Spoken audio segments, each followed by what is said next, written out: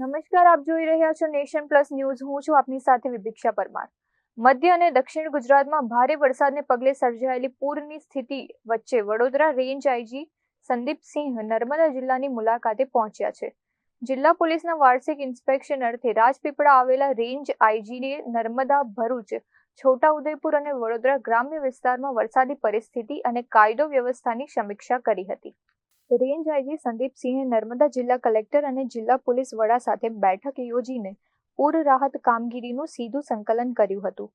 તેમણે માહિતી આપતા જણાવ્યું કે ભરૂચના હાંસોટ પંથકમાં કીમ નદી બે કાંઠે વહેતા પૂરની સ્થિતિ સર્જાઈ હતી, જ્યાંથી પોલીસ અને તંત્ર દ્વારા તાત્કાલિક 255 જેટલા લોકોને સલામત સ્થળે સ્થળાંતરિત કરવામાં આવ્યા છે. ભારે વરસાદ અને રસ્તાઓ પર પાણી ભરાવાને કારણે વડોદરા, ભરૂચ, નર્મદા અને છોટાઉદેપુર જિલ્લામાં વાહન વ્યવહાર સુરક્ષિત રાખવા માટે 11 જેટલા રૂટ ડાયવર્ટ કરવામાં આવ્યા છે.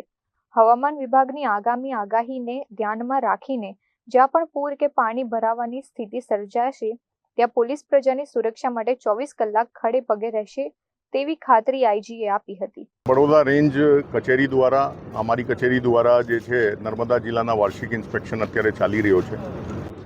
લગભગ 2 દિવસથી રેન્જના 4 જિલ્લાઓમાં, એમાં છોટાઉદેપુર, નર્મદા, ભરૂચ અને વડોદરા ગ્રામ્ય છે. એમાં ખાસ કરીને ગઈકાલે ખૂબ વરસાદના વાતાવરણ હતું.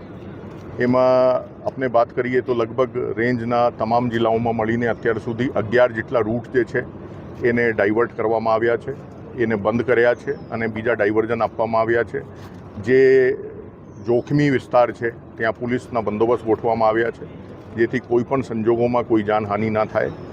અને સાથે સાથ ગઈકાલે કીમ નદીમાં થોડા વધારે પાણી આવવાના કારણે હાંસોટના વિસ્તારમાંથી લગભગ 255 જેટલા માણસોને સુરક્ષિત જગ્યા લઈ જઈને સ્થાનાંતરિત કરવામાં આવ્યા છે. પોલીસના સંકલન 4 જિલ્લાઓમાં એનડીઆરએફ અને એસડીઆરએફ સાથે ચાલી રહ્યો છે. કલેક્ટર અને એસપી બધા મળીને એમાં સતત વોચ રાખી રહ્યા છે અને જ્યાં જરૂરત પડે ત્યાં પોલીસ ખડા પગે રહીને 24 કલાક કામ કરી રહી છે લોકોની જાનમાલની સુરક્ષા કરવા માટે. અત્રે ઉલ્લેખનીય છે કે રેન્જ આઈજી સંદીપસિંહની હાજરીમાં નર્મદા પોલીસ દ્વારા 13 તુસ્કો અર્પણ કાર્યક્રમ પણ રાખવામાં આવ્યો હતો, જેમાં 65 જેટલા મોબાઈલ અને રાજપીપળામાંથી ચોરાયેલ 26 ગ્રામ સોનાના દાગીનાઓ તેના મૂળ માલિકને પરત કરવામાં આવ્યા હતા. અને મારો મોબાઈલ ખોવાયો હતો.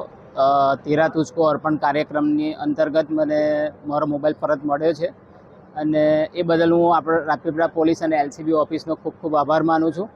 અને એટલું જ કહીશ શોર્ટમાં કે નર્મદા પોલીસ એટલે જનતાની સુરક્ષા અને જનતાનો વિશ્વાસ. મોબાઈલ એકચ્યુઅલી મારાથી પડી ગયો હતો, એટલે ક્યાં પડ્યો તો મને ખ્યાલ નથી, પણ એ મોબાઈલ મને સુપરત મળી ગયો છે. ફોન ખોવાય તો કોઈ બી પોલીસ સ્ટેશનમાં તમે અરજી કરો, જેનાથી તમને પરત મોબાઈલ તમારો જલ્દી સુપરત મળી જાય. પોલીસ સાથેનો અનુભવ તમારો કેવો રહ્યો?